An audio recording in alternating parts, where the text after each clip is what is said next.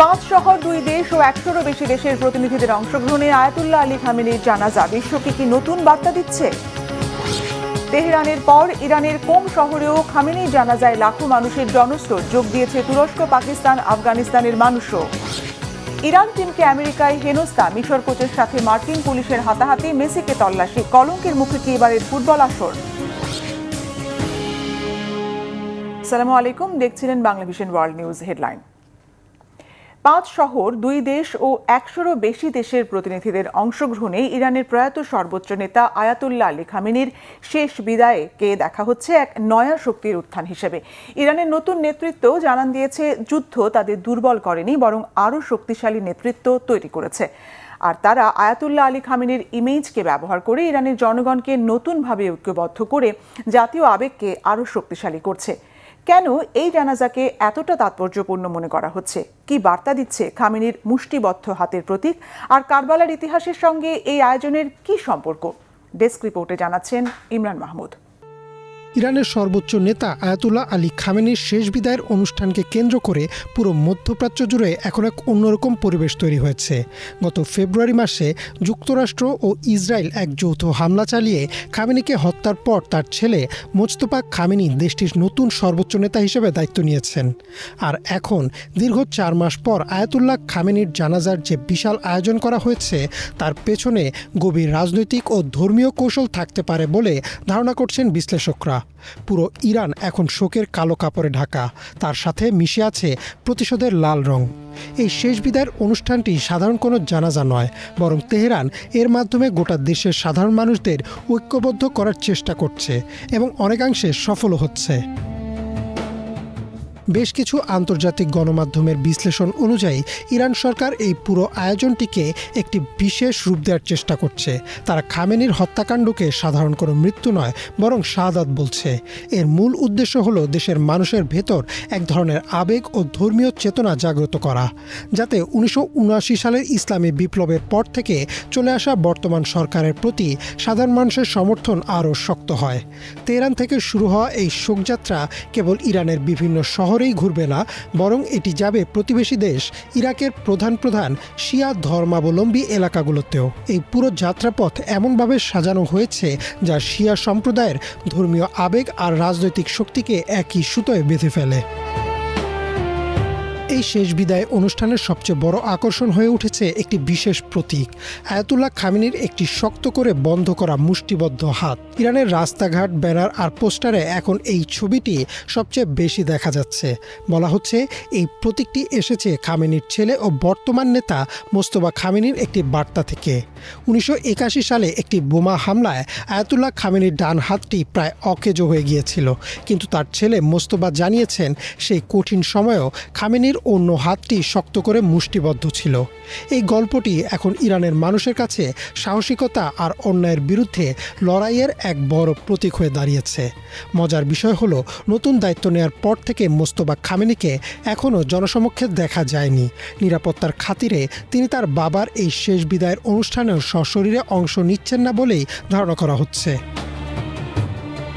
এই জানাজার অনুষ্ঠানটির আরেকটি বড় দিক হলো কারবালার ঐতিহাসিক কাহিনীর সাথে খামেনির শাহাদাতের সাদৃশ্য তুলে ধরা। তেহরানের যে বিশাল মসজিদে খামেনির মরদেহ রাখা হয়েছে, সেখানে একটি বড় লাল পতাকা ওড়ানো হয়েছে। সেই পতাকায় লেখা রয়েছে ইসলামের ইতিহাসের কারবালার প্রান্তরে ইমাম হুসেইনের শহীদ হওয়ার কথা। ইরান সরকার বোঝাতে চাচ্ছে খামেনির মৃত্যু ও অন্যায়ের বিরুদ্ধে এক মহৎ আত্মত্যাগ। এর মাধ্যমে সাধারণ মানুষের মনে এই বিশ্বাস তৈরি হচ্ছে যে খামেনির ওপর হওয়া হামলার প্রতিশোধ নেওয়া এখন প্রতিটি নাগরিকের ধর্মীয় দায়িত্ব। তবে এই প্রতিশোধের ভাষা কতটা কড়া, বাস্তবে ইরান কি করতে যাচ্ছে তা এখনও পরিষ্কার নয়। এর আগে 2020 সালে যখন ইরানের শীর্ষ জেনারেল কাসেম সোলেইমানিকে যুক্তরাষ্ট্র হত্যা করেছিল, তখন ইরান ইরাকের মার্কিন ঘাঁটিতে কিছু ক্ষেপণাস্ত্র হামলা চালিয়েছিল, কিন্তু তাতে কোনো বড় ধরনের ক্ষয়ক্ষতি হয়নি। এবার ইরান সরাসরি যুদ্ধে জড়াবে নাকি পর্দার আড়ালে থেকে তাদের মিত্রদের দিয়ে বড় কোনো পদক্ষেপ নেবে, সেটি এখন দেখার বিষয়। আপাতত এই বিশাল শোকসভার মাধ্যমে ইরান নিজের দেশের ভেতরের ভাঙন রুখতে এবং জনগণকে একতাবদ্ধ রাখতে পুরোদস্ত চেষ্টা চালিয়ে যাচ্ছে এবং সফলও হচ্ছে। ইমরান মাহমুদ, বাংলাভিশন। এদিকে তেহরানের পর এবার ইরানের কোম শহরে প্রয়াত সর্বোচ্চ ধর্মীয় নেতা আয়াতুল্লাহ আলী খামেনির জানাজা ও শোক র্যালি হয়েছে।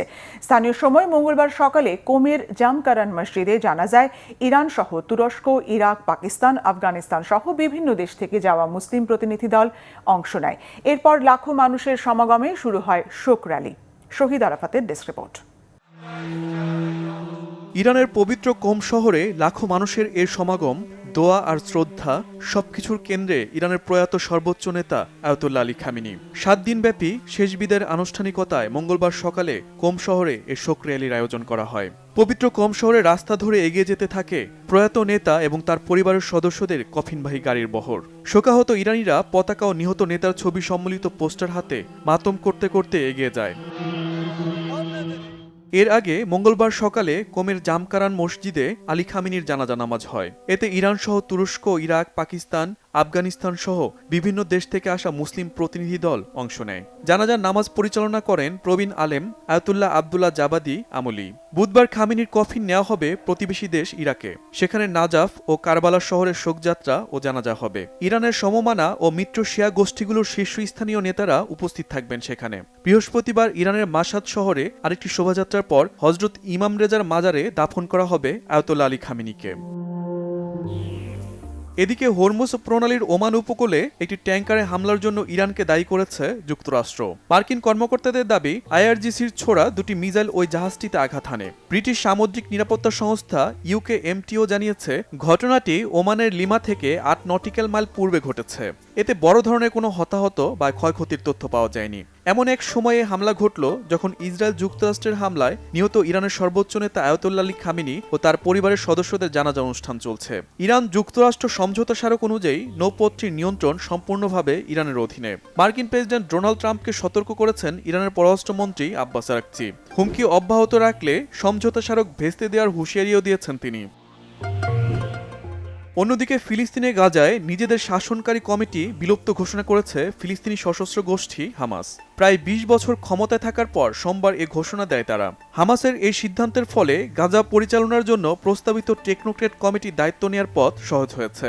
যুদ্ধবিরতির চুক্তি সত্ত্বেও লেবানন ও ফিলিস্তিনের গাজায় হামলা অব্যাহত রেখেছে ইসরায়েলি বাহিনী। গত 24 ঘন্টায় হত্যা করেছে অন্তত 10 জনকে। হামলার ভয়ে দক্ষিণ লেবাননে ফিরতে পারছে না 6 লাখের বেশি লেবানিজ নাগরিক। Shahid Arafat, Bangla vision, news desk. এদিকে যুদ্ধ, কঠোর নিষেধাজ্ঞা ও আন্তর্জাতিক চাপের মাঝেও নীতি ও নৈতিকতার প্রশ্নে কখনো আপোষ করেননি ইরানের সর্বোচ্চ ধর্মীয় নেতা আয়াতুল্লাহ আলী খামেনি। এমন মত যুক্তরাজ্যের সাবেক রাষ্ট্রদূত ও কূটনৈতিক ক্রেগ মারের।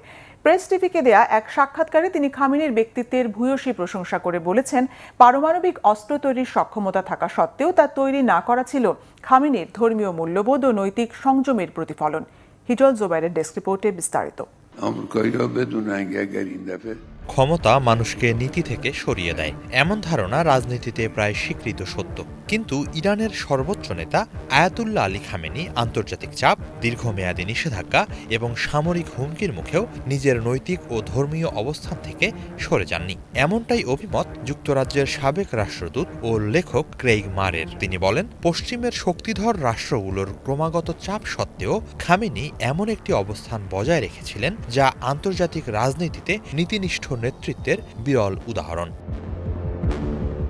প্রেস টিভিকে দেওয়া এক সাক্ষাৎকারে মারে বলেন, ইরান এমন সময়েও পারমাণবিক অস্ত্র তৈরির পথে হাঁটেনি যখন দেশটি যুক্তরাষ্ট্র ও ইসরায়েলের মতো পারমাণবিক শক্তিধর রাষ্ট্রের সামরিক হুমকির মুখে ছিল। তার মতে, প্রযুক্তিগত সক্ষমতা থাকা সত্ত্বেও পারমাণবিক অস্ত্র তৈরি থেকে বিরত থাকার ব্যাপারে খামেনির সিদ্ধান্ত ছিল নৈতিক ও ধর্মীয় বিবেচনার ফল। ইরান চাইলে সহজেই পারমাণবিক অস্ত্র তৈরি করতে পারত, কিন্তু আয়াতুল্লাহ খামেনির বিশ্বাস ছিল এমন অস্ত্র তৈরি করা নৈতিকভাবে সঠিক নয়। এই অবস্থানকে মারে খামেনির ব্যক্তিত্বের প্রতি শ্রদ্ধাশীল হওয়ার ক্ষেত্রে একটি বড় বিষয় হিসেবে উল্লেখ করেন। তিনি আরও বলেন, খামেনির নেতৃত্বে ইরান বারবার জোর দিয়ে বলেছে যে দেশটির পারমাণবিক কর্মসূচি সামরিক নয়, বরং শান্তিপূর্ণ উদ্দেশ্যে পরিচালিত হচ্ছে। এই অবস্থানের পেছনে ইসলামী নীতিমালা ও গণবিধ্বংসী অস্ত্রের বিরুদ্ধে ঘোষিত ধর্মীয় অবস্থান গুরুত্বপূর্ণ ভূমিকা রেখেছে। ক্রেইগ মারের মতে বিশ্ব রাজনীতিতে নৈতিকতার প্রশ্নটি প্রায়ই ক্ষমতার রাজনীতির আড়ালে চাপা পড়ে যায়, কিন্তু খামেনির অবস্থান দেখিয়েছে প্রবল চাপের মুখেও একটি রাষ্ট্র তার ঘোষিত নীতির প্রতি অটল থাকতে পারে। তার দাবি, ইরানের বিরুদ্ধে অর্থনৈতিক নিষেধাজ্ঞা, কূটনৈতিক বিচ্ছিন্নতা এবং সামরিক চাপ দীর্ঘদিন ধরে অব্যাহত থাকলেও দেশটি তার মৌলিক নীতিগত অবস্থান পরিবর্তন করেনি। প্রেস টিভিকে দেয়া সাক্ষাৎকারে সাবেক এই ব্রিটিশ কূটনীতিক পশ্চিমা দেশগুলোর নীতির সমালোচনা করেন। তার বক্তব্য, আন্তর্জাতিক পরিসরে প্রায়ই এমন রাষ্ট্রগুলোর ওপর চাপ সৃষ্টি করা হয় যারা স্বাধীনভাবে নিজস্ব কৌশলগত সিদ্ধান্ত নিতে চায়, অথচ একই সময়ে পারমাণবিক অস্ত্রধারী দেশগুলোর অস্ত্রভাণ্ডার ও সামরিক নীতির বিষয়ে তুলনামূলক কম প্রশ্ন তোলা হয়। তিনি মনে করেন, এ ধরনের দ্বৈত মানদণ্ড বৈশ্বিক আস্থার সংকট আরও গভীর করে। তার মতে, যদি আন্তর্জাতিক সম্প্রদায় সত্যিকার অর্থেই পারমাণবিক নিরস্ত্রীকরণ চায়, তবে সব দেশের ক্ষেত্রেই একই নীতি সমানভাবে প্রযোজ্য হওয়া জরুরি। মারে বলেন, সাম্প্রতিক যুদ্ধ সংঘাতে ইরান স্কুল, হাসপাতাল কিংবা সংবাদ মাধ্যমের কর্মীদের ইচ্ছাকৃতভাবে লক্ষ্যবস্তু বানায়নি। এই অবস্থান যুক্তরাষ্ট্র ও ইসরায়েলের সামরিক কৌশলের সঙ্গে ইরানের কৌশলের স্পষ্ট বৈপরীত্য তৈরি করে। প্রয়াত নেতার নৈতিক ও ধর্মীয় দৃষ্টিভঙ্গি এ ধরনের সংযম প্রদর্শনে গুরুত্বপূর্ণ ভূমিকা রেখেছে বলে অভিমত তার।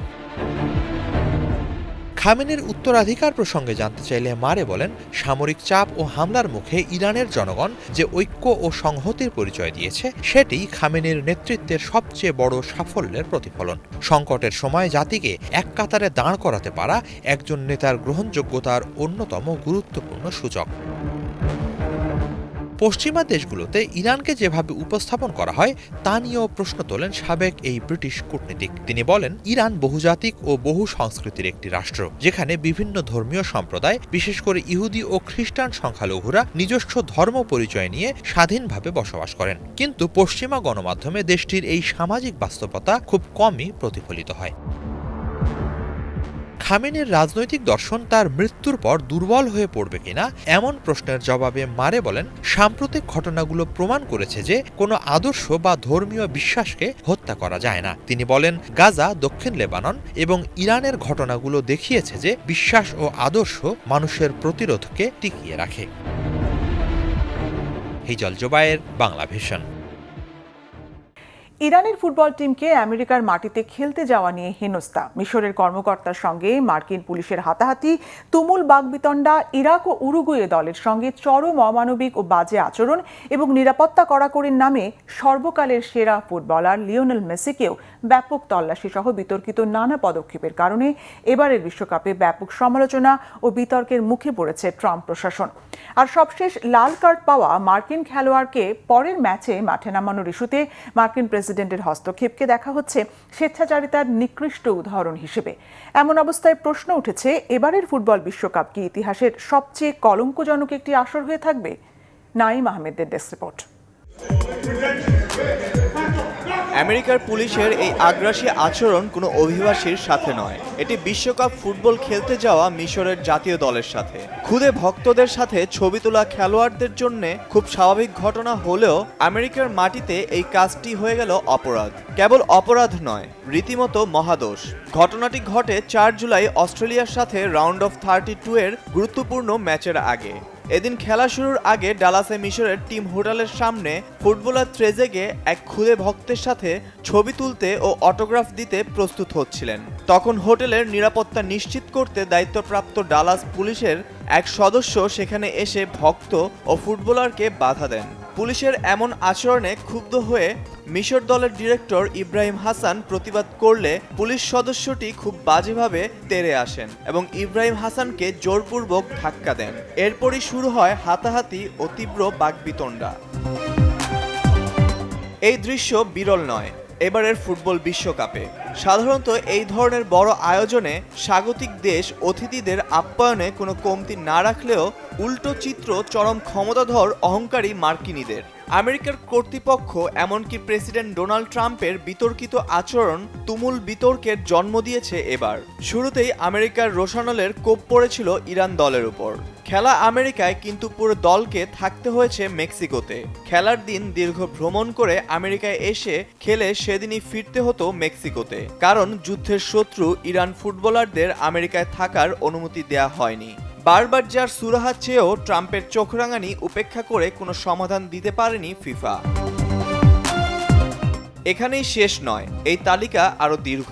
আরেক মুসলিম দেশ ইরাকও বাদ পড়েনি মার্কিনীদের বাজে আচরণ থেকে। ইরাককে বিশ্বকাপে তোলার নায়ক স্ট্রাইকার আইমেন হোসেনকে যুক্তরাষ্ট্রে পৌঁছানোর পর আলাদা করে নিয়ে যায় ইমিগ্রেশন কর্তৃপক্ষ। প্রায় 7 ঘন্টা ধরে চলে জিজ্ঞাসাবাদ, পরীক্ষা করা হয় তার মোবাইল ফোনও। শেষ পর্যন্ত প্রবেশের অনুমতি পেলেও দলের অফিসিয়াল আলোকচিত্রীকে আমেরিকায় ঢুকতেই দেয়া হয়নি। এমন আচরণে অবাক শুধু ইরাক নয়, ফুটবল বিশ্ব। একই বৈষম্যমূলক আচরণের শিকার হয়েছে উরুগুয়ে দল।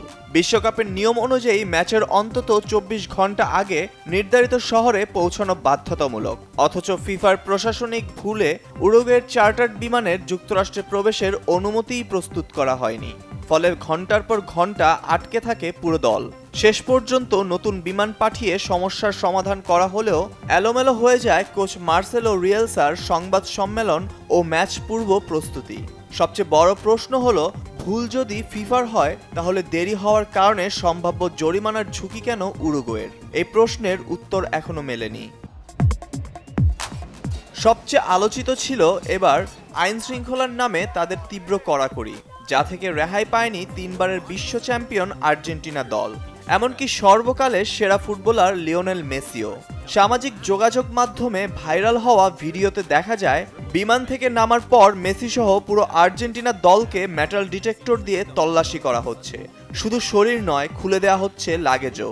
এমন পরিস্থিতিতে হতভম্ব মেসি হেসে হেসেই শান্তভাবে চেকিংয়ের পুরো প্রক্রিয়ায় সম্পূর্ণ করেন, সহযোগিতা করেন নিরাপত্তা কর্মীদের। তবে প্রশ্ন উঠেছে, বিশ্বের সবচেয়ে পরিচিত ফুটবলারকেও যদি এমনভাবে পরীক্ষা করা হয় তাহলে অন্য দলগুলোর অভিজ্ঞতা কেমন? এর আগেও বিভিন্ন আফ্রিকান দলের খেলোয়াড়দের অতিরিক্ত তল্লাশি, এমনকি কিছু ম্যাচ কর্মকর্তার যুক্তরাষ্ট্রে প্রবেশ নিয়ে জটিলতার অভিযোগ উঠেছে। অবশ্য সবকিছু ছাপিয়ে তুমুল আলোচনা আর বিতর্কের ঝড় উঠেছে বসনিয়ার সাথে আমেরিকান প্লেয়ার বালোগানের লাল কার্ড পাওয়া নিয়ে। ফিফার নিয়ম অনুযায়ী লাল কার্ড পাওয়ার পর পরবর্তী ম্যাচে খেলতে পারে না সেই প্লেয়ার। তবে চিরাচরিত এই নিয়মকে রীতিমতো বুড়ো আঙুল দেখিয়ে তা বাতিল করতে বলেন মার্কিন প্রেসিডেন্ট ডোনাল্ড ট্রাম্প। তার হস্তক্ষেপে পরে গুরুত্বপূর্ণ রাউন্ড অফ 16-এর ম্যাচে খেলোয়াড় বালোগানোকে মাঠে নামার অনুমতি ফিফার দাবি সিদ্ধান্তটি নেওয়া হয়েছে বিদ্যমান আইন ও টুর্নামেন্টের শৃঙ্খলা বিধি অনুসারেই। ফুটবল আলোচকদের প্রশ্ন, একই ঘটনা যদি অন্য কোনো দেশের খেলোয়াড়ের ক্ষেত্রে ঘটতো তাহলে কি একই সুবিধা মিলত?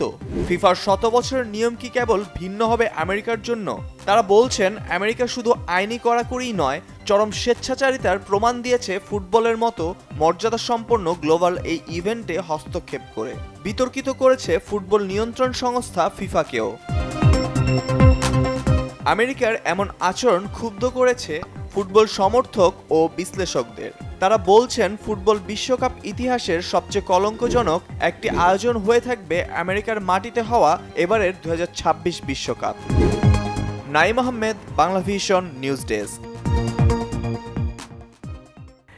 তুরস্কের রাজধানী আঙ্কারায় শুরু হয়েছে পশ্চিমা সামরিক জোট ন্যাটোর 36তম শীর্ষ সম্মেলন। তবে দ্বিতীয় মেয়াদে হোয়াইট হাউসে ফেরার পর থেকেই এই জোটের কার্যকারিতা নিয়ে সমালোচনা করে আসছেন মার্কিন প্রেসিডেন্ট ডোনাল্ড ট্রাম্প। ট্রাম্পের ঘন ঘন সমালোচনা জোটের মধ্যে অনিশ্চয়তা বাড়িয়ে দিয়েছে। ফলে বিশ্ব নেতাদের মনে এখন একটাই প্রশ্ন, মিত্রদের উপর ট্রাম্পের এই ক্রমাগত চাপ কি শেষ পর্যন্ত মার্কিন নীতিতে কোনো আনুষ্ঠানিক বিচ্ছেদের রূপ নেবে?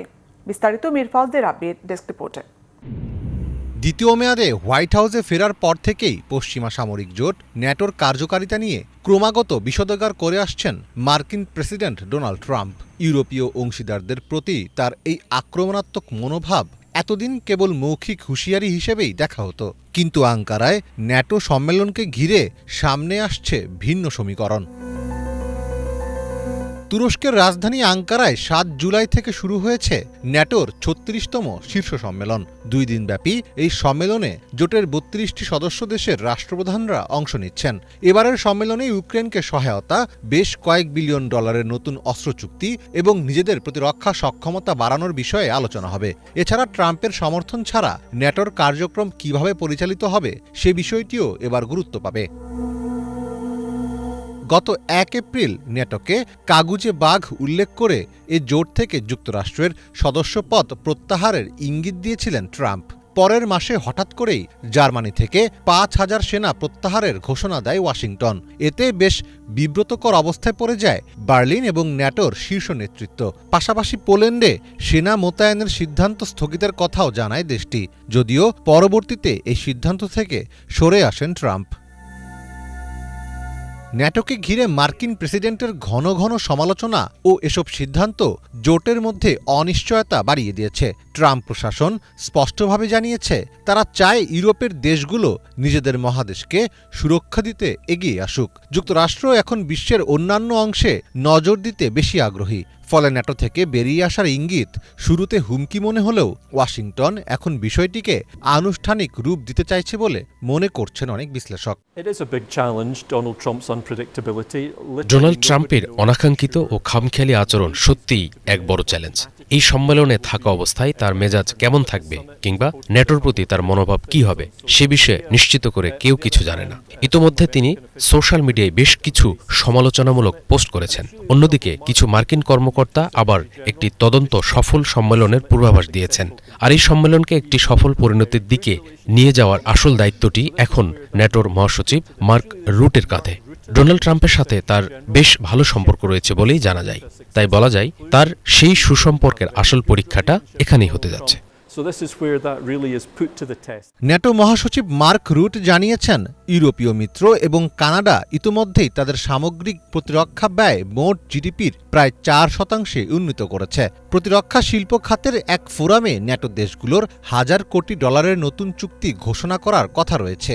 যুক্তরাষ্ট্র এককভাবে জোটে সবচেয়ে বেশি বিনিয়োগকারী দেশ হলেও ইউরোপ ও কানাডা সমন্বিতভাবে ওয়াশিংটনের বাজেট ছাড়িয়ে যাওয়ার লক্ষ্য হাতে নিয়েছে।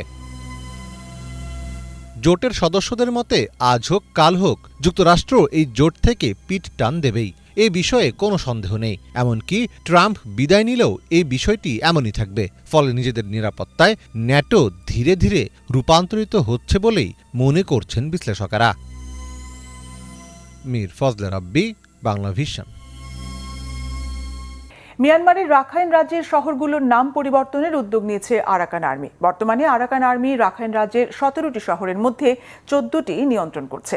মিয়ানমারের অনলাইন সংবাদ মাধ্যম ইরাওয়াডি জানিয়েছে বিচ্ছিন্নতাবাদী সশস্ত্র গোষ্ঠী আরাকান আর্মি রাখাইন পরিচয় ও এর ঐতিহাসিকতা ধরে রাখতে পাওকতাও ও মিনবে সহ বেশ কয়েকটি শহরের নাম পরিবর্তন করার প্রস্তুতি নিচ্ছে। 2024 সালে আরাকান আর্মি পাওকতাও এর নিয়ন্ত্রণ নেয়। এই শহরটির নাম পরিবর্তন করে বিরটঠানি রাখার পরিকল্পনা করছে সশস্ত্র সংগঠনটি। একই বছরের ফেব্রুয়ারিতে মিনবে শহরের দখল নেয় তারা। এই শহরটির নাম হবে অঞ্জনপুরা। রাখাইন রাজ্যের ভেতর দিয়ে প্রবাহিত লেইমরো নদী প্রাচীনকালে অঞ্জনা নামেই পরিচিত ছিল। নদীর নামের সঙ্গে মিল রেখে মিনবে শহরের নাম পরিবর্তন করা হতে পারে। এছাড়া মংরু ও সিট্টোওয়ে জেলার শহরগুলোর নতুন নামকরণ হতে পারে, তবে বিস্তারিত এখনো প্রকাশ করা হয়নি। নাম পরিবর্তনের অংশ হিসেবে আরাকান রাজনৈতিক শাখা ইউনাইটেড লিগ অব আরাকান সবুজ আরখা প্রকল্প স্থানীয় যুবকদের সঙ্গে নিয়ে পাওকতাও ও মিনবের সড়কগুলোতে বৃক্ষরোপণ শুরু হয়েছে। এই ছিল আজকের মতো, সাথে থাকায় ধন্যবাদ।